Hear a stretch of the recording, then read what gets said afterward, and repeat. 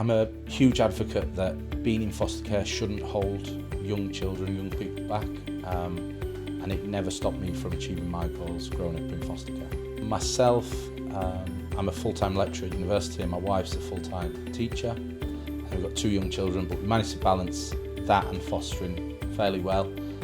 But it is a chaotic house and the children generally like being involved in that busy family life. Being a care leaver myself, so spending a period of time in foster care, I've always wanted to give something back, and fostering these young children is our way of doing that. And we all want to open our house and give that space to these young children that need it most. So that's the main motivation, giving something back. I think keeping kids local to schools, family networks, friends is really important for their continuation and just stability. I think it's really important. From my own experience, I was supported through local authority to stay local and stay in the same school, which massively helped me in my education career, going on to A-levels, university and working as a lecturer now. So yeah, really important. If you are unsure about fostering, maybe consider it. We managed to find a way that it works for our busy lifestyle, working full-time and young children, and it's incredibly rewarding.